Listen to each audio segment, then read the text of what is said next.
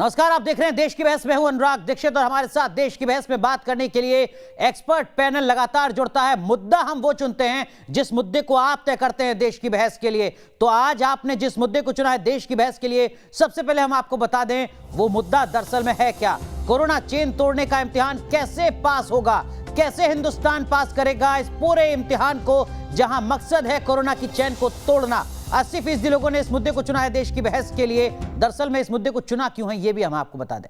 हमारे वीर जवान जो अब जंग के मैदान में दुश्मनों का अब तक सफाया करते आए हैं, बॉर्डर और आसमान के उन्हीं बाहुबलियों को अब अदृश्य दुश्मन कोरोना के खिलाफ मिशन में उतारा गया है। आज पीएम मोदी ने वायुसेना प्रमुख से मुलाकात की और पूरे मिशन की समीक्षा की। आपको बता दें कि अस्पतालों में ऑक्सीजन की किल्लत से लेकर बेड और मेडिकल स्टाफ को एयरलिफ्ट कराने के मोर्चे पर हमारी जवान जुटे हुए हैं। ऐसे में देश को उम्मीद है कि हालात कुछ सुधरेंगे। उधर 1 मई से वैक्सीन के तीसरे फेज की शुरुआत होनी है, जिस पर सियासत भी तेज है। राजस्थान, पंजाब जैसे राज्य 1 मई से वैक्सीनेशन शुरू ना कर पाएं, इस तरीके की बातें लगातार उनकी तरफ से सामने आई हैं। इसकी वजह है वैक्सीन की देरी से सप्लाई। तो क्या ऑक्सीजन की सियासी लड़ाई वैक्सीनेशन की सियासी लड़ाई पर शिफ्ट हो गई है? इसी पर आज बात देश की बहस में।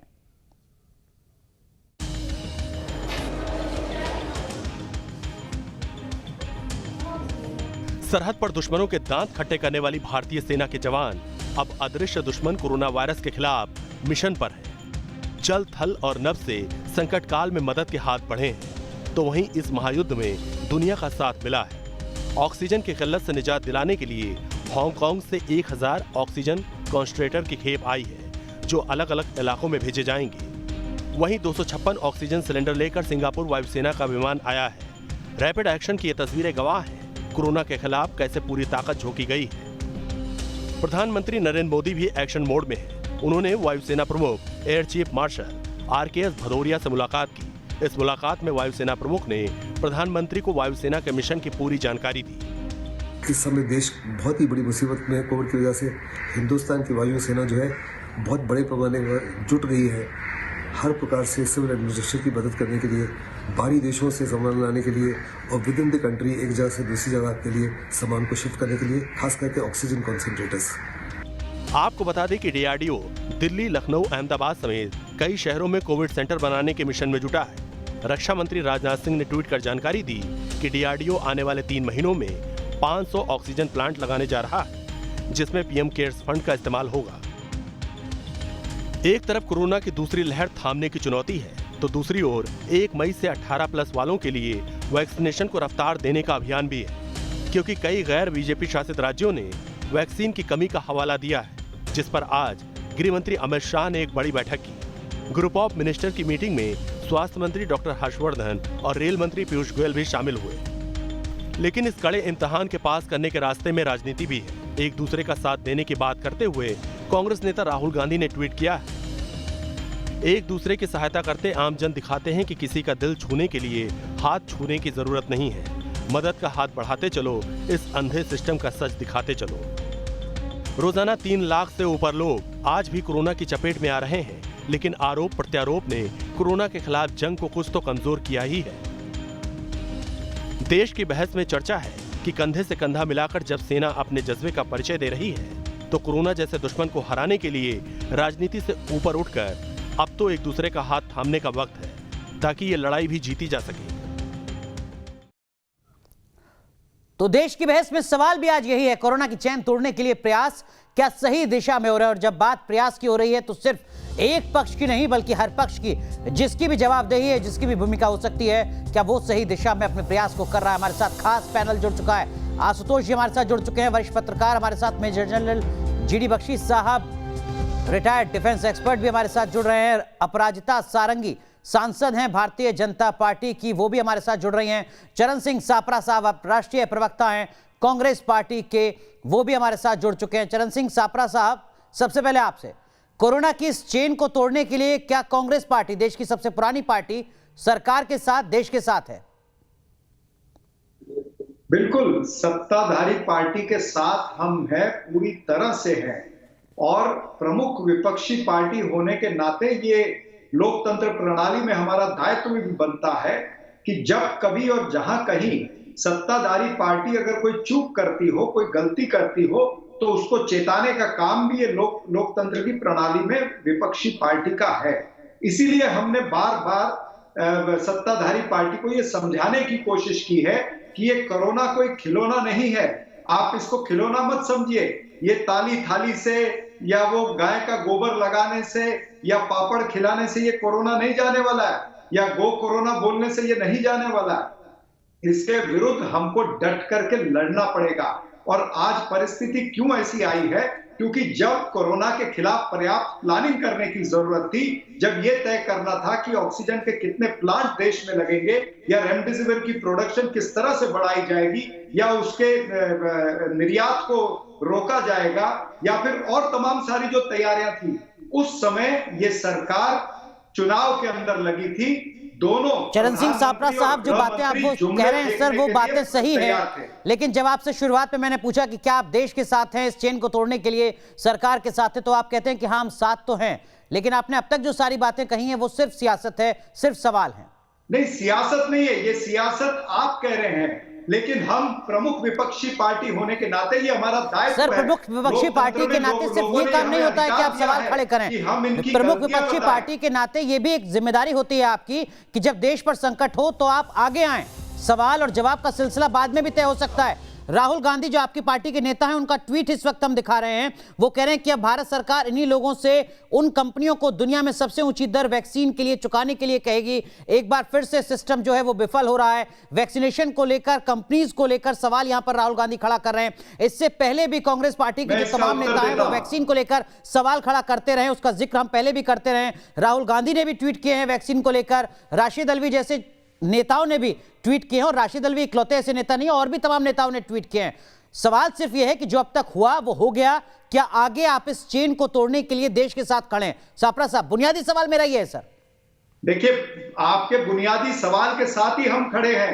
हम बिल्कुल देश के साथ और मौजूदा सरकार के साथ में हैं। लेकिन आप ये भी देखिए कि जब जब राहुल गांधी जी ने जो बात कही है, राहुल जी ने कहा था कि ये कोरोना सुनामी है, तो कुछ दिन पहले कोर्ट ने भी ये कहा कि ये सुनामी आई हुई है।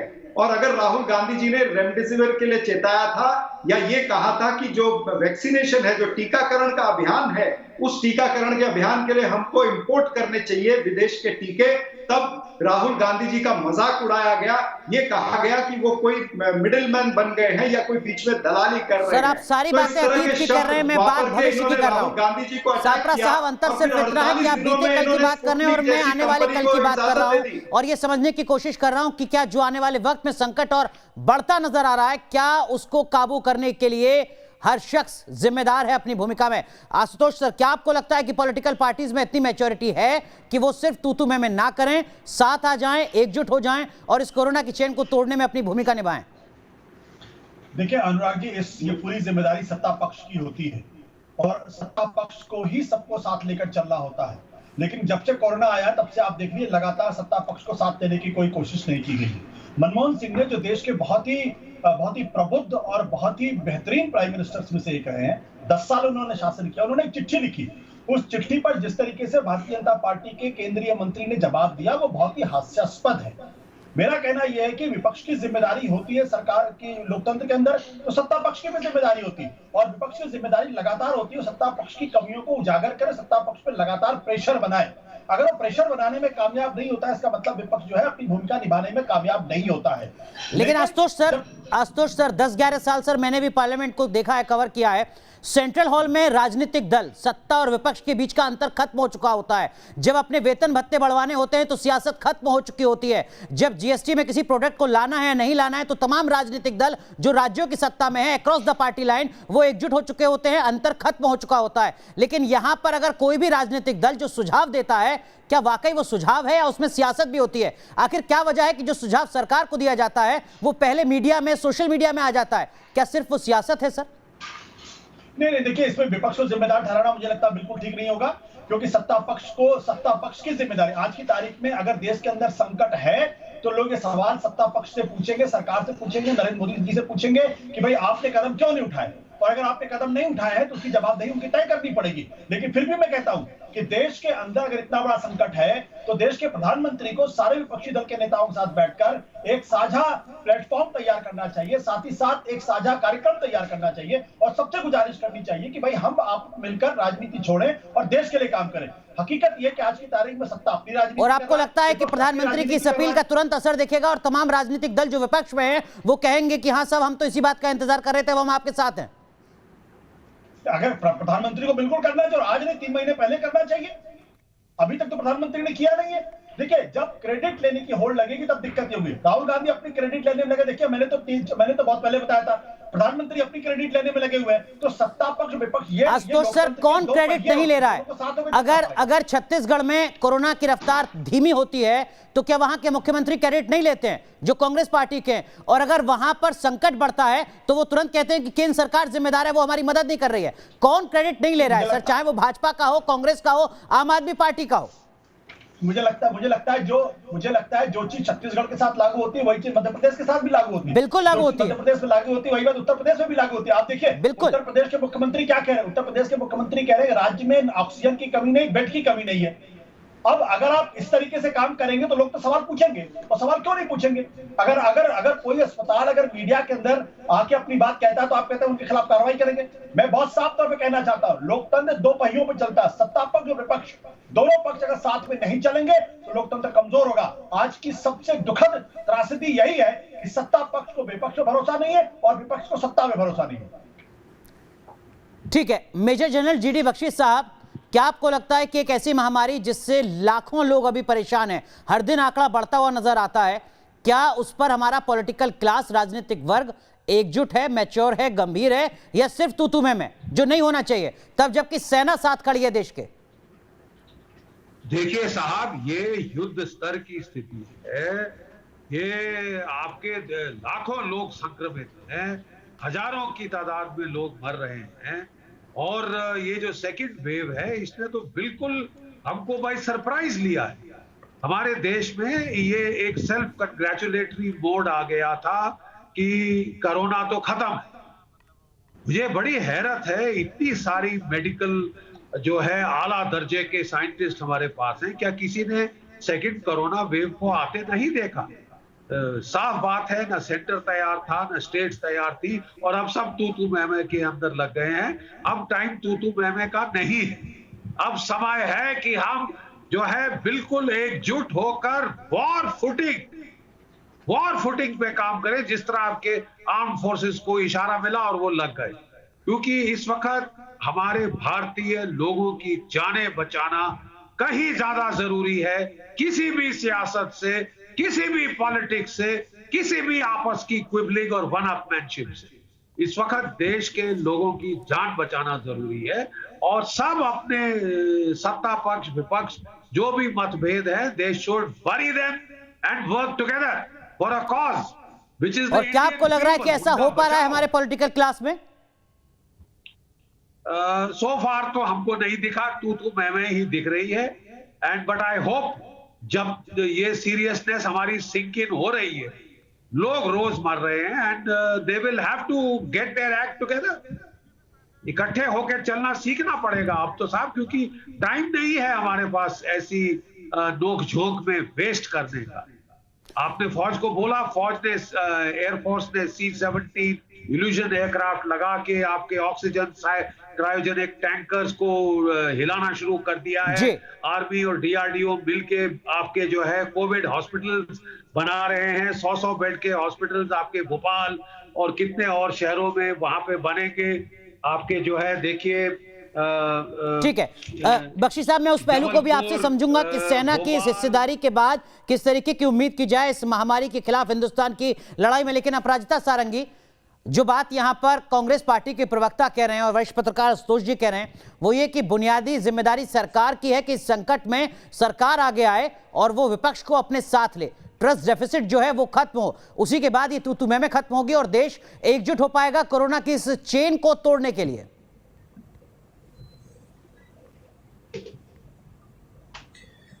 आप सबको मेरा नमस्कार।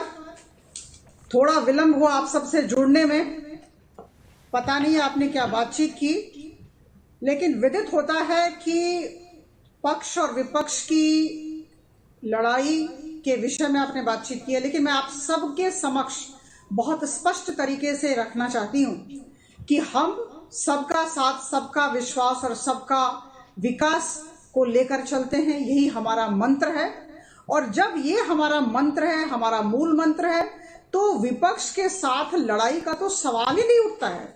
आज प्रधानमंत्री और पूरी केंद्र सरकार राज्य सरकारों के साथ काम कर रही है, और आप सबको ज्ञात होना चाहिए कि जो पहला वेव आया था, पहली लहर आई थी, उस समय जिस तरह से हमने बेहतरीन तरीके से उस लहर को हैंडल किया, मुझे लगता है वो कोऑपरेटिव फेडरलिज्म का एक बेहतरीन नमूना था जी, बहुत ही सुंदर नमूना था।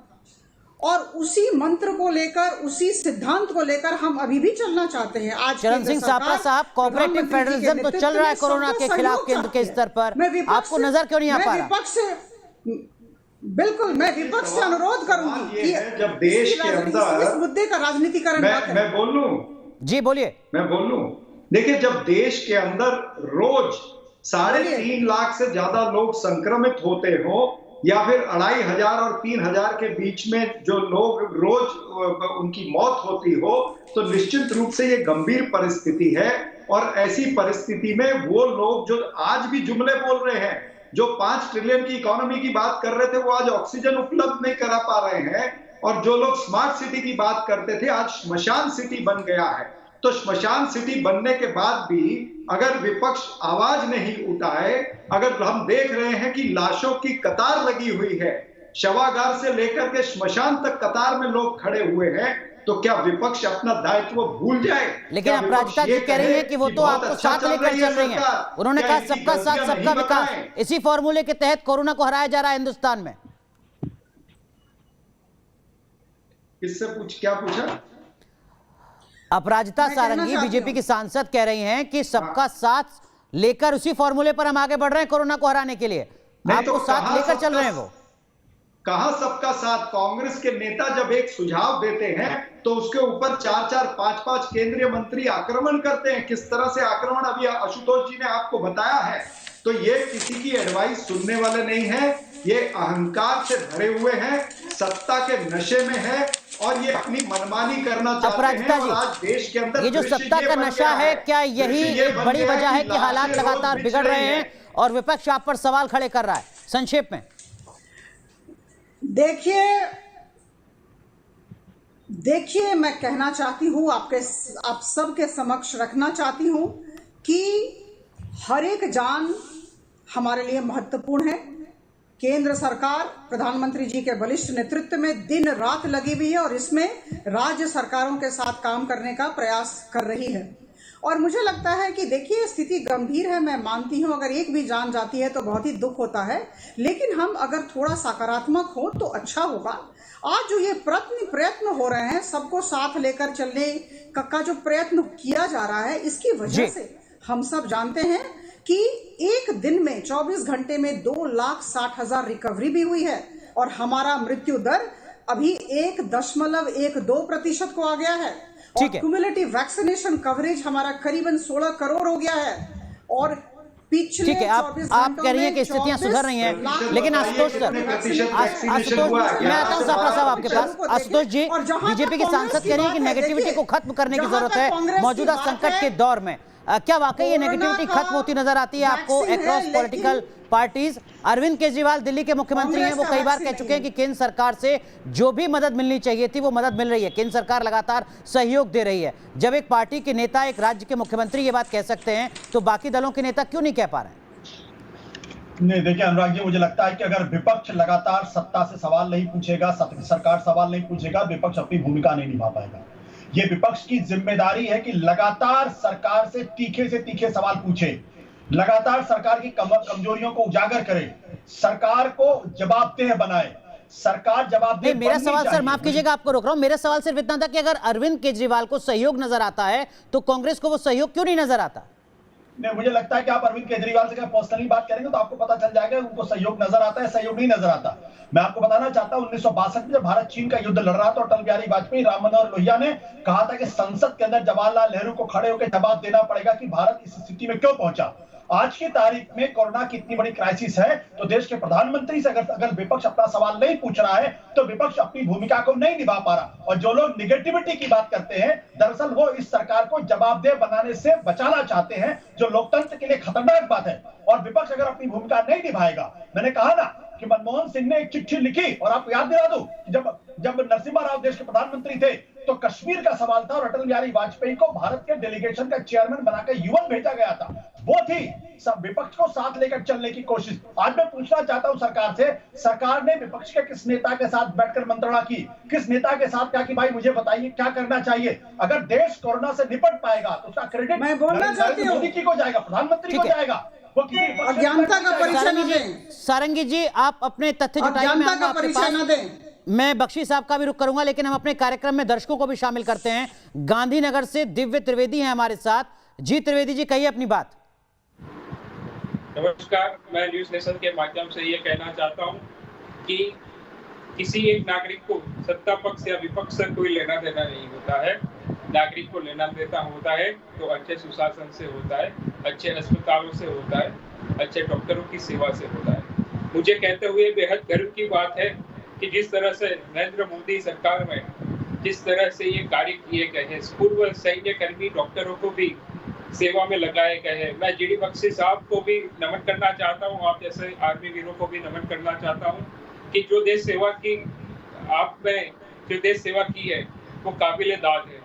सरकार अपनी ओर से काम कर ही रही है और विपक्ष से करता भी अपेक्षा न रखे कि विपक्ष ऐसी अपेक्षा न रखे कि सरकार आगे आएगी उनको इनवाइट करने के लिए।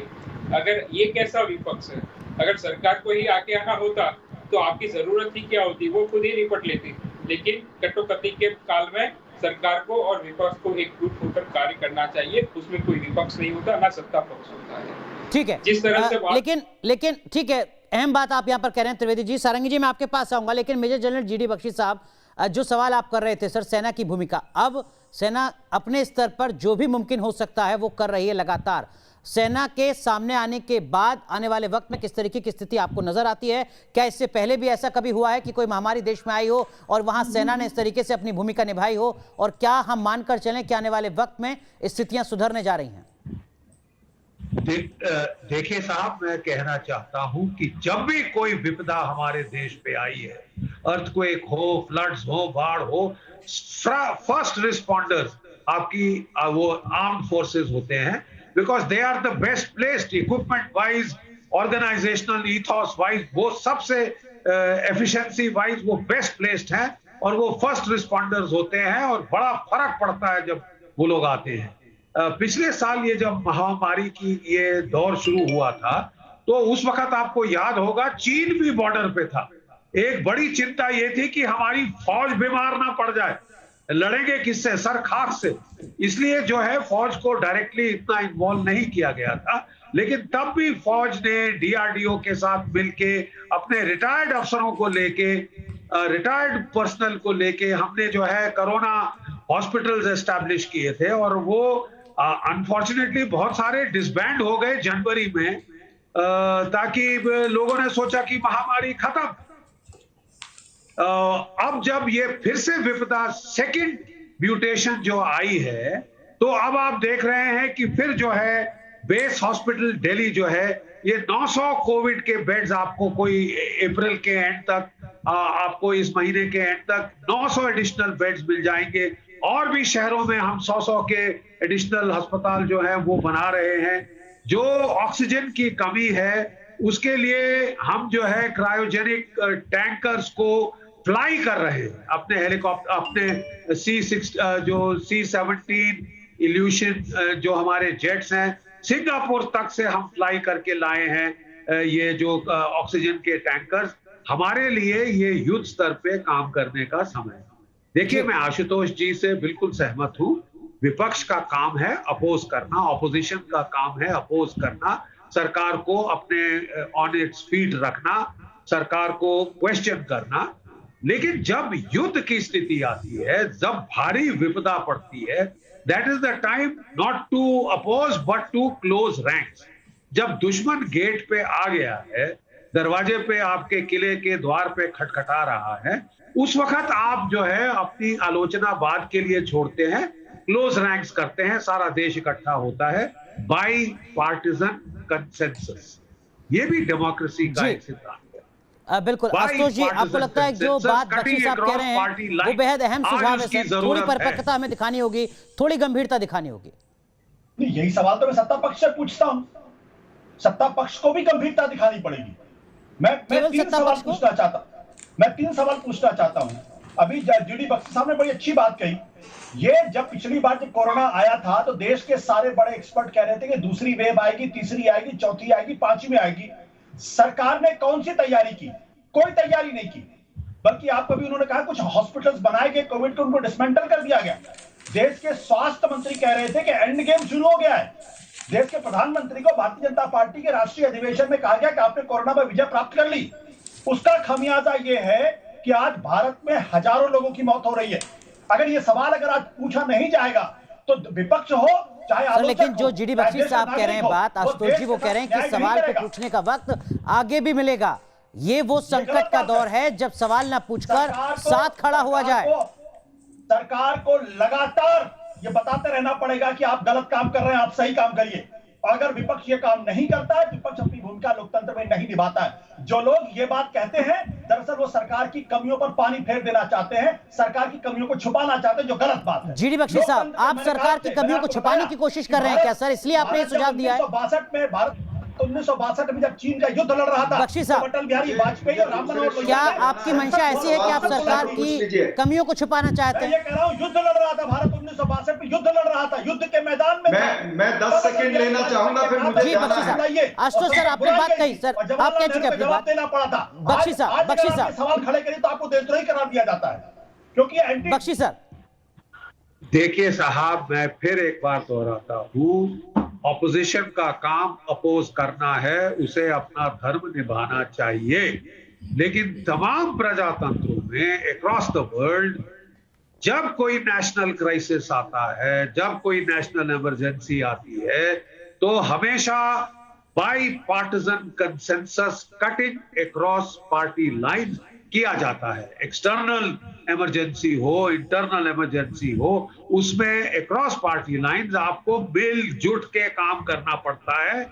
उसके बाद जब खत्म हो जाती है लड़ाई, जब आप लड़ाई जीत जाते हैं या स्टेबलाइज कर देते हैं, that is the time you must ask question, ताकि ये फिर ना हो।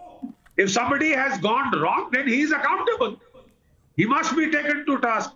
लेकिन लड़ाई छोड़ के साहब अभी लोग मर रहे हैं, लोग गास्प कर रहे हैं, लोग, आप जाके जनता से पूछिए साहब, वो तड़प के बेचारी वाइफ अपने हस्बैंड को बचाने की कोशिश कर रही है, ऑक्सीजन सिलेंडर लाने की कोशिश कर रही है। Our first priority should be the oxygen cylinder. Ashutosh sir बहुत संक्षेप में सर, कब लगी, किसने, प्राथमिकता इस वक्त क्या है? सवाल खड़े करना या साथ खड़े रहना? पहले तो मैं बख्शी साहब से एक छोटा सा सवाल पूछना चाहता हूं। क्या 1962 में अटल बिहारी वाजपेयी ने संसद में सरकार के खिलाफ बात करके क्या देश विरोधी काम किया था या नहीं विदेश विरोधी काम किया था? सर संसद का सत्र तब चल रहा था जब युद्ध हो रहा था, उसके बाद सरकार को जवाबदेह बनाया जाए। देखिए साहब, 1962 कोई बड़ा अच्छा एग्जाम्पल नहीं है। 71 की लड़ाई में वाजपेयी जी ने क्या कहा था? उन्होंने इंदिरा गांधी को दुर्गा कहा, कहा था कि नहीं कहा? That is a successful example. 62 में तो डिजास्टर ही डिजास्टर था साहब, शुरू से लेके आखिर तक। आज भी डिजास्टर से लेके आखिर तक, but that was not the right example to cite. आप साइट करना चाहते हैं वाजपेयी जी को, आप साइट करिए। उन्होंने 71 में क्या कहा था, 71 के युद्ध में क्या कहा था जब पाकिस्तान के साथ? ठीक है सर, फिर मेरी यही गुजारिश है कि हम अतीत में ना जाएं तो ज्यादा बेहतर होगा। आने वाले वक्त को कैसे बेहतर कर सकते हैं, कैसे जिंदगियां बचा सकते हैं, इस पर बात की जाए तो ज्यादा ठीक होगा। सापरा साहब आप कुछ कहना चाह रहे थे, और जो बात यहाँ पर बार बार जीडी बख्शी साहब गुजारिश करते हुए कह रहे हैं वो ये कि आप सवाल पूछिएगा सर, आप 365 दिन सवाल पूछिएगा साल भर, लेकिन पहले इस विपत्ति से देश को बाहर तो निकालिए साथ खड़े होकर।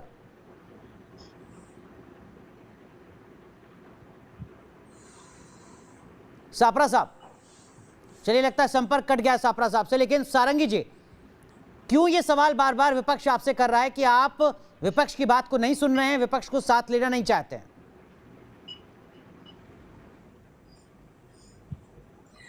देखिए, विरोध के लिए विरोध करना इनकी आदत बन गई है।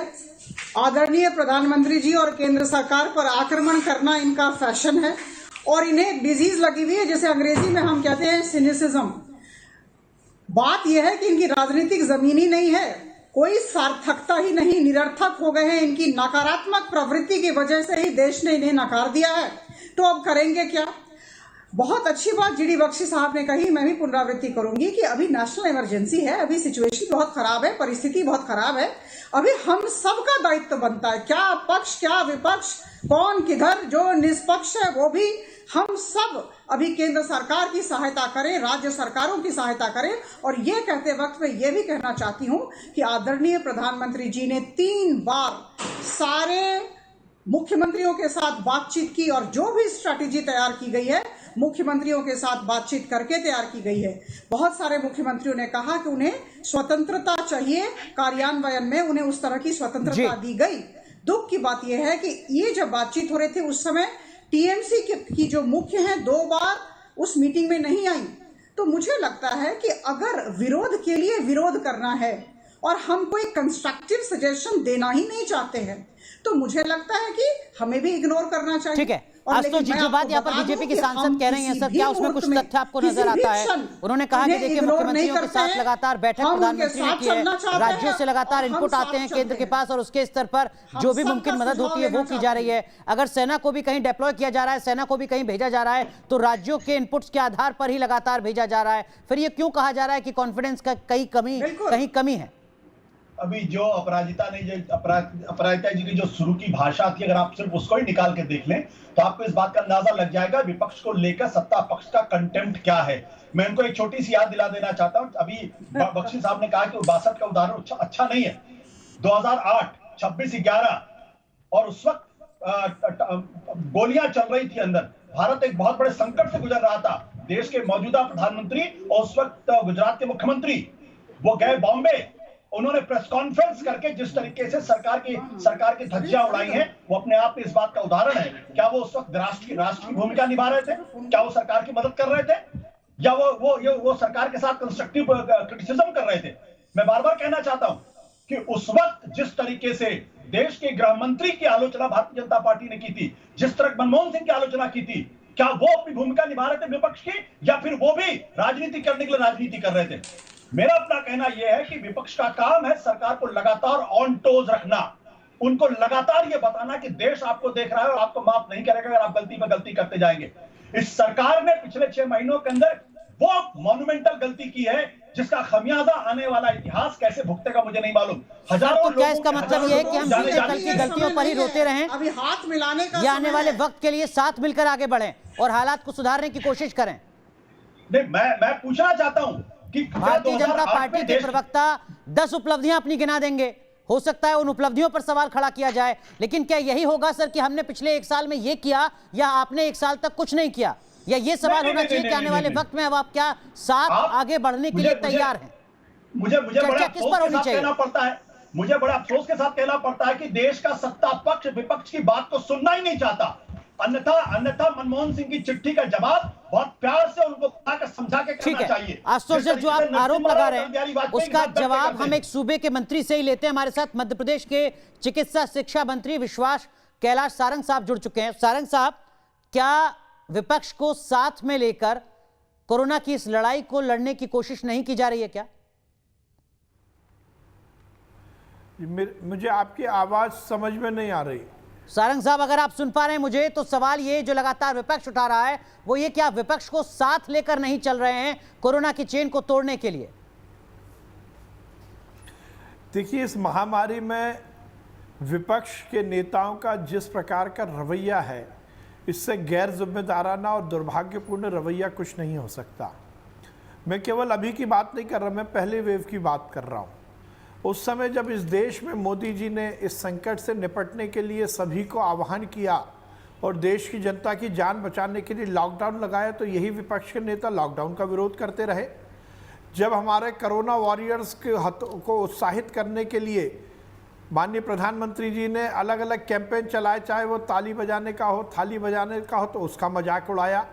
वो मोदी जी का मजाक नहीं था, वो हेल्थ वर्कर्स का और फ्रंटलाइन वॉरियर्स का मजाक उड़ाना था। जब इस पूरी लड़ाई को जीतने का काम हिंदुस्तान की सरकार ने किया तो उसका भी मजाक उड़ाया गया। जब वैक्सीन बनाई गई तो उसका भी मखौल उड़ाया गया। वैक्सीन लगाने के जो प्रोग्राम को मोदी जी ने शुरू किया उसमें भी टंगड़ी अड़ाने का काम किया।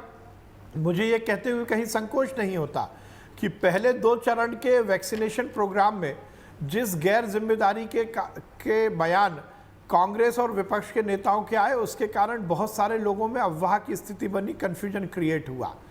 और उसके बाद लगातार जब इस देश में कोरोना का संकट आया तो एक भी विपक्ष के नेता ने कोई सलाह नहीं दी, केवल और केवल गलती निकाली। लेकिन और सारंग साहब अभी हमारे साथ साफरा साहब जुड़े हुए थे, हमारे साथ अभिषेक दत्त जी जुड़ चुके हैं, कांग्रेस के प्रवक्ता हैं। वो तो लगातार बता रहे हैं कि देखिए अगर प्रधानमंत्री मनमोहन सिंह, पूर्व प्रधानमंत्री मनमोहन सिंह पत्र लिखते हैं तो उनका मजाक उड़ाया जाता है, राहुल गांधी अगर कोई सुझाव देते हैं तो उनका मजाक उड़ाया जाता है। वो तो कांग्रेस के नेता लगातार ये कह रहे हैं कि साहब हम तो पिछले 1.5 साल से एक के बाद एक सुझाव दिए जा रहे हैं, हमारी बात सुने कौन? क्या राहुल गांधी ने क्या सुझाव दिए? आप बताइए, राहुल गांधी ने क्या सुझाव दिया? आप डॉक्यूमेंट्री है कि ये डॉक्यूमेंट्री प्रूफ है कि इस राहुल गांधी ने कहा था कि आप गलत ढंग से काम कर रहे हैं, और पूरी दुनिया ने माना था कि मोदी जी ने बहुत अच्छे से इसको डील किया है। वैक्सीन की जब बात आई तो ये मजाक उड़ाया गया कि ये वैक्सीन गलत है। कांग्रेस के नेताओं ने कहा कि ये भाजपा की वैक्सीन है, मोदी की वैक्सीन है, इसको हम नहीं लगवाएंगे। और आज वही कांग्रेस के नेता कह रहे हैं कि वैक्सीन सबके लिए फ्री कर दी जाए। मोदी जी ने जब वैक्सीन बनाई, मोदी जी के माध्यम से इस देश के माफ कीजिएगा, मैं आपको एक सेकंड के लिए रोक रहा हूं। अभिषेक दत्त राष्ट्रीय प्रवक्ता हैं कांग्रेस के, अभिषेक दत्त थोड़ा करेक्ट कीजिए मध्य प्रदेश के मंत्री जी को। क्या राहुल गांधी ने पिछले 1.5 साल में कोई सुझाव नहीं दिया है? डॉक्यूमेंट्स के आधार पर कोई चीज बताइएगा सर। कहना चाहता हूं कि आप पहली जनवरी से जब से WHO ने हेल्थ इमरजेंसी लगाई तब से लेके लगातार राहुल गांधी जी ट्वीट्स के माध्यम से, स्टेटमेंट्स के माध्यम से ये आपकी सरकार को, केंद्र सरकार को सचेत करते रहे कि आप एक बहुत बड़ी सुनामी हमारे देश में आने वाली है, जिसका आर्थिक नुकसान भी होगा। अगर आज आपने तैयारी नहीं करी तो आने वाले समय में एक व्यक्ति इससे परेशान होगा। उन्होंने बात करी MSME वर्कर्स की। सर मुझे बात कंप्लीट करने दीजिएगा प्लीज। उन्होंने बात करी MSME वर्कर्स की, उन्होंने बात करी फ्रंटलाइन वॉरियर्स की, उन्होंने कहा नमस्ते ट्रंप मत कीजिए। परंतु जब केंद्र सरकार का ध्यान मध्य प्रदेश में सरकार गिराने का था, 23 तारीख को शिवराज सिंह चौहान जी ने ओथ ली, 24 तारीख को जनता कर्फ्यू लगा और उसके बाद लॉकडाउन लगाया गया और उसका नुकसान आज हमारे देश को हो रहा है। उसके बाद जब प्रधानमंत्री मनमोहन सिंह जी आपको एक चिट्ठी सुझाव, अपने 10 साल का प्राइम मिनिस्टर का एक्सपीरियंस, अपना पूरे एक्सपीरियंस आपसे शेयर करते हैं, वैक्सीन के बारे में बताते हैं, वैक्सीन कंपनियों के बारे में बताते हैं, वैक्सीन किस तरीके से लगाए जाए बताते हैं, उसका आप मजाक उड़ाते हैं। और आज जिस जगह पे देश खड़ा है, आपकी जो मानसिकता है वो चुनाव की मानसिकता है, देश की मानसिकता नहीं है। अभिषेक दत्त, सिर्फ मुझे करेक्ट कराना था मंत्री जी को, इसीलिए मैं आऊंगा आपके पास आगे भी। सारंग साहब वो कह रहे हैं कि जनवरी से लेकर अब तक के ट्विटर की टाइमलाइन आप निकाल लीजिए, एक के बाद एक लगातार आपको सुझाव मिल जाएंगे। देखिए ये वही कांग्रेस के नेता ये मध्य प्रदेश में सरकार गिराने की बात कर रहे हैं। मैं इनको दिव्य ज्ञान देना चाहता हूं। जब मध्य प्रदेश और देश में कोरोना शुरू हुआ था उस समय कमलनाथ जी मध्य प्रदेश के मुख्यमंत्री थे, और मैं इन्हें बताना चाहता हूं कि मध्य प्रदेश का सबसे बड़ा हॉटस्पॉट जो इंदौर है, उस समय जब कोरोना का पीक था, जब कोरोना वहां फैल चुका था, जब कमलनाथ जी वहां आईफा अवार्ड की पार्टी मना रहे थे और कोरोना को लेकर उन्होंने कोई समीक्षा बैठक तक नहीं की थी। ये इतनी बातें करते हैं तो मैंने बताना चाहता हूं, जब कांग्रेस की सरकार नहीं, बात राहुल गांधी के सुझावों की थी सर। 60 केवल 60 मध्य प्रदेश की सरकार के भविष्य और भूत को लेकर बात नहीं कर रहे सर, राहुल गांधी के सुझाव, विपक्ष के सुझाव। आपने पूरा सुना नहीं। देखिए यदि आप मुझे बोलने देंगे तो मैं यहां पर रहूंगा। उन्होंने मध्य प्रदेश में सरकार गिराने की बात की और इन्होंने दिनांक तक बोली है कि शिवराज सिंह चौहान जी ने 23 तारीख को ओथ ली थी और 24 तारीख को ये किया था। उसी का मैं जवाब दे रहा हूं, मैं उसी का जवाब दे रहा हूं। नहीं तो अगर ये बात भी बोली है अभिषेक जी ने तो वो उसका कोई मतलब नहीं है। यहाँ पर सवाल सिर्फ ये था अभिषेक जी से भी, और उसी का जवाब मैं आपसे ले रहा हूँ। राहुल गांधी ने सुझाव दिया लगातार, अभिषेक जी ऐसा बता रहे हैं, नहीं, आपने कोई कहा कि सुझाव राहुल नहीं गांधी ने दिया। कोई सुझाव अरे नहीं राहुल दिया। गांधी हम को बात इस कोरोना देश की कर रहे हैं, धरातल मध्य प्रदेश नहीं के राजनीतिक मालूम, भविष्य की राहुल गांधी को इस देश भूत का की बात नहीं भूगोल कर रहे हैं। मालूम, राहुल गांधी को इस देश की आर्थिक सामाजिक स्थिति नहीं मालूम, वो क्या एडवाइस देंगे? एक भी कांग्रेस के नेता को आप बता दीजिए जिसने कंस्ट्रक्टिव बात की हो इस महामारी के दौर में, जब पूरे देश को एक साथ खड़ा होना था। ये विपक्ष के नेताओं ने राजनीति की, और मैं ये कहना चाहता हूं, मैं मान लेता यदि राहुल गांधी सीरियसली इस समस्या को एड्रेस करते तो मैं इस बात पर सहमत हो मैं आपके जाता। पास भी आऊंगा, जब वो लेकिन मेरी दिग्विजय गुजारिश सिंह है को अपने इस पार्टी पैनलिस्ट से से कि निकाल हम देते, बीते वो कल की बात उस नहीं कर नेताओं को पार्टी से रहे। आने निकाल वाले देते वक्त में हम जिन्होंने कैसे वैक्सीन का हालात को विरोध किया सुधार था। सकते हैं, हम इस पर बात कर रहे हैं। आज देश की बहस इसी मुद्दे पर है कि क्या आने वाले वक्त में हम एकजुट होकर इन स्थितियों को बदल सकते हैं, सुधार सकते हैं। हम बीते कल की बात नहीं कर रहे हैं सर, तू मैं नहीं कर रहे हैं। डॉक्टर कौशल कांत मिश्रा, क्या वो राजनीतिक समझ, राजनीतिक परिपक्वता आपको नजर आ रही है कि हम देश में कोरोना से लड़ सकें एकजुट होकर, तू मैं ना हो? इसका आंसर तो सबको पता है। आप जिस तरह से बात करवा रहे हैं, मतलब सभी को मालूम है कि इसमें पॉलिटिक्स हो रही है। मैं एक चीज़ और कहना चाहूँगा, एक्चुअली सरकार कोई भी हो, पॉलिटिकल पार्टी कोई भी हो, हमारा सिस्टम हेल्थ का बहुत ही कमज़ोर था, है, और जब तक उस पर ध्यान दिया नहीं जाएगा तब तक रहेगा। अगर आज मोदी जी की सरकार है, अगर ये मनमोहन जी की सरकार होती तो भी इसी तरह से सिस्टम नंगा होता। क्योंकि हमारा हेल्थ का इंफ्रास्ट्रक्चर है ही नहीं। हमने कभी हेल्थ के इंफ्रास्ट्रक्चर को उस तरह से तैयार ही नहीं किया। किसी भी इलेक्शन का मुद्दा कभी हेल्थ और एजुकेशन रहा ही नहीं। ना हमारे देश का वोटर कभी जाति और धर्म से ऊपर उठ करके उसने वोट किया, और ना ही नेताओं ने कभी जाति और धर्म के ऊपर उठ करके कोई राजनीति की। तो आज जो सब बैठ के एक दूसरे के पीछे, विपक्ष ये कह रहा कि सेंट्रल गवर्नमेंट काम नहीं कर रही है, सेंट्रल गवर्नमेंट कह रही है कि स्टेट गवर्नमेंट काम नहीं कर रही है। आप उस स्टेट को देखिए जहां पे सेंट्रल गवर्नमेंट और स्टेट गवर्नमेंट ये कॉमन गवर्नमेंट है, जैसे कि हम मान लेते हैं मध्य प्रदेश और उत्तर प्रदेश, और दूसरी गवर्नमेंट हम मान लेते हैं कि जैसे सेंट्रल गवर्नमेंट और राजस्थान और सेंट्रल गवर्नमेंट और महाराष्ट्र। दोनों जगह के फर्क में अंतर क्या है? तो ये कहना कि पॉलिटिकल एक दूसरे से समझ नहीं है, एक दूसरे से अंडरस्टैंडिंग नहीं है, इस वजह से ये हो रहा है, ये बिल्कुल गलत है। हमारा हेल्थ इंफ्रास्ट्रक्चर था ही नहीं, बिल्कुल टूटा हुआ था, वो घुटनों पे था, वो आज सबके सामने गिर पड़ा है धड़ाम से, क्योंकि कोरोना की महामारी ऐसी आई है। और हम दिल्ली की बात करते हैं, मेरे को टाइम दीजिएगा 2 मिनट, आपने सारे पॉलिटिशियंस को टाइम दिया, 2 मिनट मेरा टाइम लीजिए, सुनिएगा। कहिए डॉक्टर कौशल। दिल्ली की बात करते हैं जो एनसीटी में आता है, नेशनल कैपिटल ऑफ दिल्ली, इसमें सेंटर का भी कंट्रोल है, उसमें केजरीवाल साहब का भी कंट्रोल है। कल जिस तरह से जुडिशियल हाई कोर्ट के ऑफिसर्स के जो 100 कमरे बुक कराए गए तो उसके लिए हाई कोर्ट ने इंटरवेन किया। मैं आपको 2 दिन पहले ले चलता हूं, उसका ऑर्डर ये रहा मेरे पास। ये दिल्ली गवर्नमेंट के अफसरों के लिए 3-4 होटल बुक हैं, ठीक है, जिसमें करीब 150 कमरे डॉक्टर कौशल कांत रखे गए हैं। बिल्कुल, जो मुद्दा है सर वो यही है कि आने वाले वक्त में हम क्या कर रहे हैं। मेरी फिर गुजारिश है, आपसे भी गुजारिश है, जो मैं अपने तमाम प्रवक्ताओं से गुजारिश कर रहा हूं कि कृपया करके भूतकाल को भूल जाएं, भविष्य को कैसे बेहतर करना है थोड़ा इस पर बात कर लें। गुजारिश है मेरी डॉक्टर कौशल कांत। नीरजा जी भी हमारे साथ जुड़ चुकी हैं, वरिष्ठ पत्रकार। कौशल कांत साहब, थोड़ा भविष्य की बात कर लें सर। आप जैसे एक्सपर्ट से, आप जैसे पैनलिस्ट से आने वाले वक्त की रणनीति पर अगर सुझाव लिए जाएंगे, चर्चा की जाएगी तो ज्यादा बेहतर होगा सर, कुछ जिंदगियां बच जाएंगी। नीरजा जी, मैं आपके पास भी आऊंगा, हम अपने शो में दर्शकों को भी शामिल करते हैं। दिल्ली से साधना सिंह हमारे साथ जुड़ी हुई हैं। जी साधना जी, कहिए अपनी बात।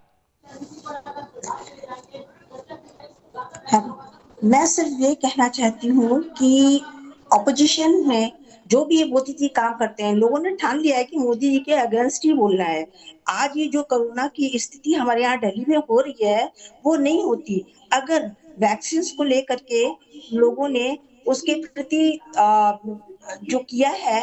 एक्चुअली क्या, वैक्सीन लोगों के प्रति भ्रम फैला दिया है, वैक्सीन लेकर के लोगों ने नहीं ली और फिर उन्होंने रिपोर्ट करनी चालू कर दी। अगर वैक्सीन को पहले ही ये लोग कर देते और लोगों लगा लेते अगर लोग, तो आज ये कंडीशन नहीं होती। लोग हमारे 8 करोड़ से ज्यादा लोग वैक्सीनेट हो चुके हैं, तो वो अभी और ज्यादा हो जाते हैं। और जैसे ये ब्रिटेन एंड इजराइल कोरोना मुक्त हो गया, शायद ये कंडीशन नहीं होती अगर अपोजिशन ने ये सब नहीं किया। ठीक है, ठीक है, सियासत नहीं होती तो हालात बदल जाते। लेकिन बहुत बहुत शुक्रिया आपका अपनी बात कहने के लिए साधना जी।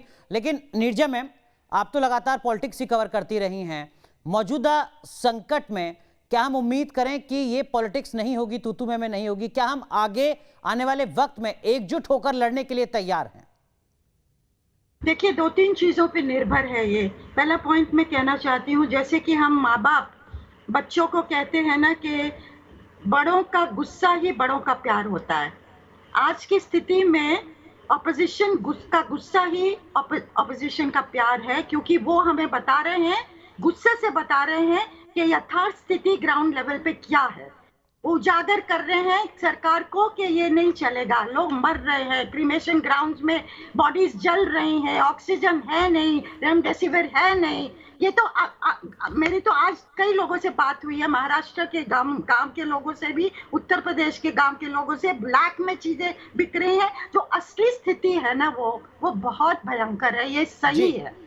कैसे प्रधानमंत्री जो कि देश के मुखिया हैं आज, ये कॉन्फिडेंस दिलाएं ऑपोजिशन को कि उनको जरूरत है ऑपोजिशन की। एक डिस्ट्रस्ट का जो एक बन गया है ना माहौल, उसको कैसे दूर किया जाए। और मैं मानती हूँ ये आप जो कह रहे हैं कि कहीं ना कहीं हमें आज हम जंग की स्थिति में हैं। ये दोष देना, ये हुआ वो हुआ, वो बाद में होता रहेगा, बाद में निपटते रहेंगे। आज तो हमें all hands on the deck जैसे अंग्रेजी में कहते हैं, वो चीज करनी है।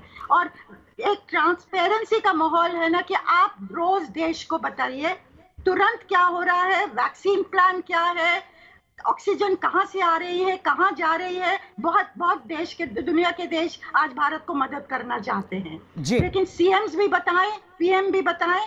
एक माहौल क्रिएट करने की जरूरत है जहाँ की कॉन्फिडेंस हो कि हम इस चीज से जूझ रहे हैं और जूझेंगे, और ये जो जंग है हम जीतेंगे। तो कहीं ना कहीं आपके पास जीडी बख्शी साहब, जो बात नीरजा जी कह रही हैं अपने अनुभव के आधार पर, वो कह रही हैं हम वॉर मोड में हैं। इस बात को हमें समझना होगा, सियासत तो अब करते रहेंगे आगे भी। मैं नीरजा जी से 100% सहमत हूं। This is war and we need all hands on deck. Analysis by paralysis वो सब बाद में होगा। मैं आपको एक प्रैक्टिकल एग्जांपल देता हूं। सांस लेना बहुत जरूरी है भाई, ऑक्सीजन की जरूरत है। अगर आप इस वक्त तू मैं कर दें कि जी सेंटर ने तो दिसंबर में आपको इतने करोड़ रुपए दिए थे दिल्ली में इतने ऑक्सीजन प्लांट लगाने हॉस्पिटल में, वो प्लांट क्यों नहीं लगे? आप साहब जहां से भी प्लांट लाइए, आप प्लांट लगाइए। द टाइम नाउ इज, ये नहीं हम विश्लेषण कर सकते कि आग कैसे लगी, कब शुरू हुई, कितने बजे शुरू हुई। आग को बुझाइए, पानी फेंकिए आग के ऊपर, ऑक्सीजन पहुंचाइए। हमारे देश की जनता को जल्द से जल्द वैक्सीनेट किया जाए, जल्द से जल्द वैक्सीनेट किया जाए। हमारी जो इमरजेंसी बेड्स की आईसीयू कैपेसिटीज है, ऑक्सीजनेटेड बेड्स की कैपेसिटी को वॉर फुटिंग पे बढ़ाया जाए।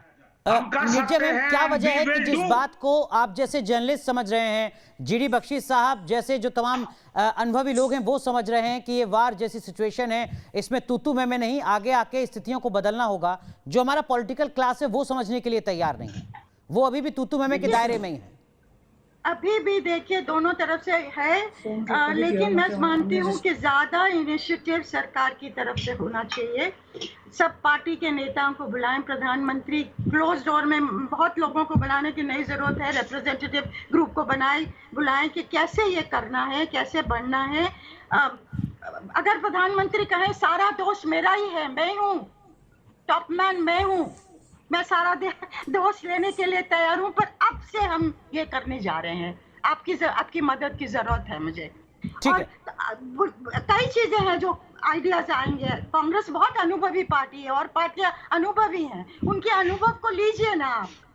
और ठीक है, तो क्या अपराजिता सारंगी आप इस पहल के लिए तैयार हैं जो वरिष्ठ पत्रकार नीरजा जी यहाँ पर दे रही हैं? और अभिषेक जी, अगर ऐसी कोई पहल होती है तो क्या उसके बाद भी सिर्फ सियासत होगी या साथ में लड़ा जाएगा इस लड़ाई से? और कौशल जी, आने वाले वक्त में क्या कदम उठाने की जरूरत है? एक बार फिर आपका स्वागत है देश की बहस में, जिसमें आज हम बात कर रहे हैं कोरोना के कहर की और समझने की कोशिश यही कि क्या एकजुट होकर हम कोरोना की चेन को तोड़ने के लिए तैयार हैं। सेना की तरफ से हर मुमकिन कोशिश की जा रही है, तमाम तरीके के प्रयास किए जा रहे हैं। हमारे साथ जो तमाम खास पैनलिस्ट हैं वो मानकर चल रहे हैं कि आने वाले वक्त में स्थितियां सुधरेंगी, लेकिन क्या ये वक्त तू मैं का है? क्या ये वक्त सिर्फ सवाल करने का है या साथ खड़े रहने का है? हमारे साथ अभिषेक दत्त है, राष्ट्रीय प्रवक्ता है कांग्रेस पार्टी के। वरिष्ठ पत्रकार नीरजा चौधरी जी हमारे साथ जुड़ी हुई हैं। हमारे साथ डॉक्टर कौशल कांत मिश्रा हैं, जिनका लंबा अनुभव है हेल्थ इंफ्रास्ट्रक्चर को लेकर। Major general GD Bakshi, retired defence expert हमारे साथ हैं। और अपराजिता सारंगी जी हमारे साथ हैं, भारतीय जनता पार्टी की सांसद। अपराजिता जी, जो सवाल यहां पर ब्रेक पर जाने से पहले नीरजा जी ने छोड़ा था, उसी सवाल का जवाब आपसे लेने की कोशिश, ईमानदारी से जवाब दीजिएगा। क्या सरकार विपक्ष को अपने साथ लेकर आगे बढ़ने के लिए तैयार है, ईमानदार है?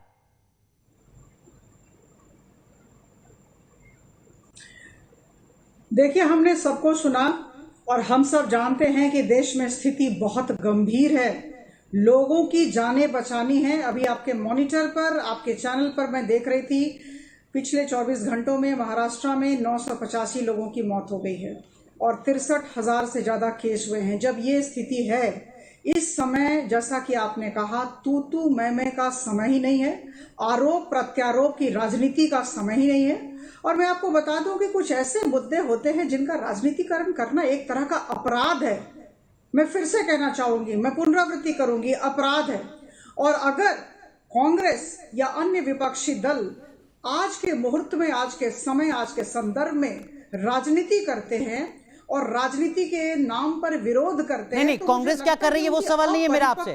मेरा सवाल आपसे यह है कि क्या आप विपक्ष को साथ लेकर आगे आती हैं? मैं बोल रही हूँ, आप मुझे बोलने दें। मैंने सबको सुना, मुझे बोलने दें। उनकी, वो जानते हैं वो निरर्थक है और इसी वजह से वो अपनी सार्थकता खोज रहे हैं। अपराजिता जी, जैसे ही आप ये सारी बातें कहती हैं, फिर तू मैं की लड़ाई शुरू हो जाती है। मंत्री जी और केंद्र सरकार सारे लोगों को लेकर चलने के लिए राजी है और हमने जैसा कहा, हमारा मूल मंत्री है सबका साथ, सबका विकास और सबका विश्वास। नहीं तो वो मंत्र जमीन पर भी दिखेगा क्या? विपक्ष के साथ भी वो मंत्र दिखेगा क्या? सवाल मेरा सिर्फ ये है आपसे, ईमानदारी से जवाब इसका दीजिए। देखिए, जितने फ्रेमवर्क हो रहे हैं, जो नेशनल प्लान हो रहा है, ये सबको पूछ के किया जा रहा है। ठीक है, अभिषेक दत्त साहब, जो बात भारतीय जनता पार्टी की सांसद कह रही हैं कि हम सबको साथ लेकर आगे बढ़ रहे हैं, हम उम्मीद करते हैं कि ऐसा ही हो रहा होगा और ऐसा ही होगा आने वाले वक्त में। अगर ऐसा ही आने वाले वक्त में होता है, आपको सरकार साथ लेकर आगे चलती है और आपका मतलब तमाम राजनीतिक दल जो विपक्ष में हैं, तब भी क्या सिर्फ तू मैं होगी, सवालों का सिलसिला होगा या साथ कंधे से कंधा मिलाया जाएगा? मैं अपराजिता जी से कहना चाहता हूं कि 4 दिन पहले ही प्रियंका गांधी जी ने एक पत्र और एक ट्वीट के माध्यम से मोदी जी से कहा कि आप विपक्षी नेताओं को, एनजीओ को, जितने भी एक्सपीरियंस डॉक्टर्स हैं, इन सबको साथ लेकर इनसे बात कीजिए कि आप कोविड-19 की बीमारी से कैसे लड़ेंगे। अगर प्रधानमंत्री जी एक चिट्ठी में 5 सुझाव देते हैं, उनका पहला सुझाव क्या है कि आपने 45 साल और कोविड वॉरियर्स, 45 साल से ऊपर कोविड वॉरियर्स के तो बारे में सोच लिया, परंतु 18 से 45 साल जहां पे 101 करोड़ व्यक्ति उनके बारे में कैसे सोचेंगे? अगर वो बात करते हैं कि कंपनी को फाइनेंसिंग करने की बात करते हैं, production is an issue supply नहीं है, इशू प्रोडक्शन है। अगर वो एक अच्छे सुझाव इनको देते तो वहां कहां से पॉलिटिकल बनते हैं? अगर राहुल जी ने ये कहा कि आप एक्सपोर्ट मत कीजिए अपने पीपीई किट्स, मैं लास्ट लॉकडाउन से पहले की बात कर रहा हूं, तो क्या पॉलिटिकल हो गया? अगर प्रियंका जी ने कहा 10 फरवरी को कि बोर्ड्स को पोस्टपोन कर दीजिए, तो क्या पॉलिटिकल हो गया? अगर अच्छे सुझाव देना पॉलिटिक्स है तो डेफिनेटली पॉलिटिकल है, परंतु आप अपने ऑपोजिशन के एक्सपीरियंस को यूटिलाइज करके देश को कैसे बचा सकते हैं? ऑक्सीजन एक्सपोर्ट को लेकर प्रियंका जी ने बात करी, इनका पूरा का पूरा मीडिया पैनल प्रियंका जी के ऊपर आ गया। आप देखिए ना, इनके गवर्नमेंट ने क्या क्या डिसीजन लिए। लॉकडाउन 1 के समय इन्हीं के मंत्रियों ने कहा कि आने वाले समय में ऑक्सीजन की कमी हो सकती है। नीति आयोग के प्रमुख ने कहा अभिषेक दत्त साहब, बड़े अफसोस की बात है, अभिषेक दत्त साहब, बहुत अफसोस की बात है। अपराजिता सारंगी कह रही थी कि विपक्ष निरर्थक है, कोई मतलब नहीं है। विपक्ष खुद कह रहा है कि हम जो सुझाव दे रहे थे उनको सरकार ने निरर्थक मान लिया और इसी उधेड़बन में 5 मिनट बीत चुके हैं आप दोनों के लिए और तू मैं ही लगातार जारी है। मेरा सवाल सिर्फ ये है कि क्या आगे आने वाले वक्त के लिए सर ईमानदार कोशिश करेगा राजनीतिक वर्ग? मैं तो चाहता हूं कल प्रधानमंत्री जी ऑल पार्टी मीटिंग कॉल करें और उसको लाइव चलाएं। हम विपक्ष को आमंत्रित करते हैं, हम कांग्रेस को आमंत्रित करते हैं, कांग्रेस आए, सृजनात्मक सुझाव दे, हमारे साथ काम करें, हमारे हाथ मजबूत करें, हम सबको इस युद्ध में विजयी होना है। ठीक है, और हम प्रवक्ता हैं, सरकार पीएमओ डॉक्टर कौशल कांत, देखिए ये मेरे ठीक है अपराजिता जी माफ कीजिएगा, अभिषेक जी माफ कीजिएगा। डॉक्टर कौशल कांत, पिछले 1-1.5 दशक से लगातार मैं आपको देख रहा हूं, आप पॉलिसी इश्यूज पर लगातार अपनी बात कहते रहे। क्या आपको लगता है कि अब वक्त आ चुका है कि पॉलिसी पर ईमानदारी से बात की जाए, ये जो पॉलिटिक्स है इसको कुछ वक्त के लिए पीछे छोड़ दिया जाए? अनुराग जी, मुझे 1 मिनट का टाइम दीजिएगा। मैं चाहता हूं कि देश का जो सेनापति इस समय सो रहा है उसे जाग जाना चाहिए, विपक्ष क्या कह रहा है उसको भूल जाना चाहिए और प्रधानमंत्री जी को सामने मैदान में सेनापति की तरह आना चाहिए। इस समय सभी लोग तितर बितर फैले हुए हैं। मुझे लगता है कि सेंट्रल गवर्नमेंट को अपनी पावर का यूज़ करके इस समय महामारी को कंट्रोल करने के लिए जो अभी इमीडिएट चाहिए, ऑक्सीजन की सप्लाई, मेडिसिन और बेड्स का अरेंजमेंट करना चाहिए।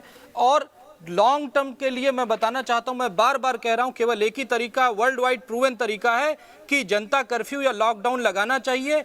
इसको लॉन्ग टर्म करीब 2-3 महीने का लगाना चाहिए। मीनवाइल जो एरिया बिल्कुल खाली है, वर्जिन एरिया है देश के, उसमें इकोनॉमिक एक्टिविटी बढ़ाना चाहिए। वहाँ पे उन सारी चीज़ों का संसाधन जुटाना चाहिए जो हेल्थ के इंफ्रास्ट्रक्चर को बढ़ा सके और उसके बाद धीरे धीरे अनलॉक करना चाहिए। और साथ ही साथ वैक्सीनेशन का प्रोडक्शन, मुझे कंप्लीट अनुराग जी मैं आपके अपनी पूरी बात करिए। मैं अनुराग जी मैं आपके माध्यम से पीएम को बोल रहा हूं। मुझे लगता है कि देश में वैक्सीन का प्रोडक्शन बढ़ाना चाहिए। जैसे सारी चीज़ों का ग्लोबलाइजेशन है, वैक्सीन का ग्लोबलाइजेशन करके सारे विदेशी वैक्सीन्स को भी बुलाना चाहिए। प्राइस के बारे में अभी नहीं सोचना चाहिए, जो प्राइस पे पॉलिटिक्स उसको भूल जाना चाहिए। जो खरीद सकता है, लगा सकता है, उसको वैक्सीन लगाना चाहिए। क्योंकि आज मेरी लाइफ उतनी ही इंपॉर्टेंट नहीं है जितनी मैं अकेले में हूँ, क्योंकि आज मेरी लाइफ के साथ साथ सोसाइटी की लाइफ जुड़ी हुई है। क्योंकि मैं वैक्सीनेट होऊंगा तो सोसाइटी को बचाऊंगा। और पूरे देश को लॉकडाउन के दौरान वैक्सीनेट करना चाहिए और तैयारी करनी चाहिए। और इकोनॉमिस्ट को बुला करके हमने एक लॉकडाउन का दौर देखा है कि कितनी इकोनॉमी डाउन होती है, और इकोनॉमिस्ट को बुला करके ये प्लान बनाना चाहिए। डॉक्टर कौशल कांत, ये जिम्मेदारी तो राज्य सरकारों को इसीलिए अनुराग जी आपके माध्यम से प्रधानमंत्री से अनुरोध कर रहा हूं।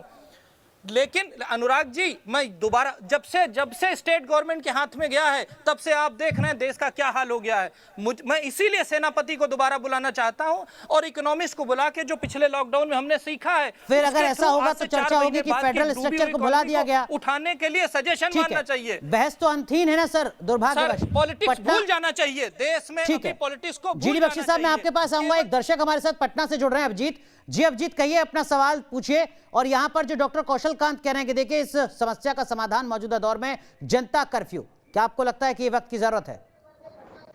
देखिए, सबसे पहले तो न्यूज नेशन के सभी दर्शकों को मेरा नमस्कार। मैं ये कहना चाहूंगा कि हम लोग जिस बात पर आप चर्चा कर रहे हैं, इसको 2 बिंदुओं में हम लोग एक में ही इसकी सफलता देख सकते हैं। सबसे पहले अभी विपक्ष को ये बहस और प्रवचन छोड़कर केंद्र के साथ आना चाहिए, और क्योंकि आपकी जनता के बीच में एक अच्छी पकड़ है, आप लोगों को किस तरह मोटिवेट कर सकते हैं, आप वैक्सीन लो जाकर, आप ठीक से इलाज कराओ, इन सब चीजों के लिए मोटिवेट करना चाहिए।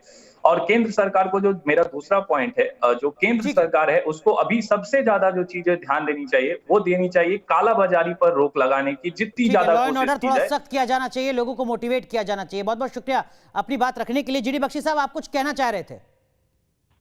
देखिए साहब, मैं स्ट्रैटेजी की बात कर रहा हूं, बाकी सब चीजों से मैं सहमत हूं डॉक्टर साहब के साथ। लॉकडाउन का इकोनॉमिक कॉस्ट होता है लाइवलीहुड्स पे।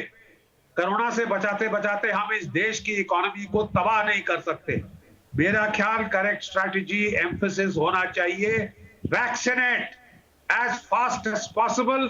100% आपकी जो है लोग, आपके इमरजेंसी बेड्स, आपके आईसीयूज और आपके ऑक्सीजन अवेलेबिलिटी जी, हर कोशिश होनी चाहिए कि हर मेजर अस्पताल का अपना ऑक्सीजन प्लांट हो। अभिषेक पर फोकस करें अगर राज्य सरकारें भी इस वक्त, तो भी एक बड़ी जीत मुमकिन है, तब जबकि हेल्थ स्टेट सब्जेक्ट है, राज्यों की जिम्मेदारी है। ये 14 महीने का जो समय सब सरकारों के पास था, वो अपने हेल्थ इंफ्रास्ट्रक्चर को बनाने के लिए था। मैं एक छोटा सा एग्जांपल आपको राजस्थान का देना चाहता हूं। राजस्थान ने इस 14 महीने में 37 PSA plants without any funding from central government बनाए, 8 जिसमें से 24 ऑपरेशनल है, 13 अगले 2 महीने में ऑपरेशनल हो जाएंगे। अच्छी बात है सर, राजस्थान या कोई भी राज्य अगर ऐसा कर रहा है तो अच्छी बात है, उसकी तारीफ होनी चाहिए। लेकिन नीरजा जी, क्या है, अपना सब कुछ अच्छा और दूसरे का सब कुछ बुरा, क्या ये इस दौर में भी चलता रहेगा जब 3,60,000 से ज्यादा मामले इस देश में आ रहे हैं? बिल्कुल। एक चीज मैं कहना चाहूंगी कि मई 1 से 18 से ऊपर के उम्र वालों को वैक्सीन का ऐलान किया है। अब ये कैसे करने जा रहे हैं, प्लान क्या है, क्या सोची समझी तरीके से किया जा रहा है? नहीं तो 1 मई से गदर होने वाला है अगर ठीक से प्लानिंग नहीं की गई है, और बहुत ब्लैक मार्केटिंग होने वाला है, क्योंकि वो वैक्सीन की शॉर्टेज है। ये भी देश जाना चाहेगा, अगर 30 मिलियन वैक्सीन जा रहे हैं अमेरिका से तो किस तरह से डिप्लॉय हो रहे हैं। तो ये ठीक है, देश तो आप को कह रहे हैं कि मौजूदा वक्त में तो बात 18 साल से ज्यादा उम्र के लोगों का वैक्सीनेशन भी हो जाए सही तरीके से, ये भी एक बड़ी चुनौती है। सरकार को सामने आना होगा, अपना विजन रखना होगा। बहुत बहुत शुक्रिया आप सभी का जुड़ने के लिए। देश की बहस में सवाल यही था कि क्या कोरोना की चेन तोड़ने के लिए प्रयास सही दिशा में हो रहे हैं। 80% लोगों को अभी भी लगता है कि हाँ, सही दिशा में प्रयास हो रहे हैं। 20% को लगता है कि नहीं, बदलाव करने की जरूरत है। देश की बहस में आज के लिए बस इतना ही, लेकिन अब बात उस मुहिम की जो न्यूज नेशन लगातार आपसे कर रहा है। अपील है, इस मुश्किल हालात में आप आगे आए, कोरोना से देश को बचाने के लिए प्लाज्मा डोनेट अगर आप कर सकते हैं। अगर आप कोरोना से ठीक हो चुके हैं, 22 दिन हो चुके हैं, तो आगे आइए। अपना नंबर, अपनी डिटेल 9711002266 पर व्हाट्सएप कीजिए, प्लाज्मा डोनेट कीजिए, एक जिम्मेदार नागरिक के तौर पर अपनी भूमिका निभाइए।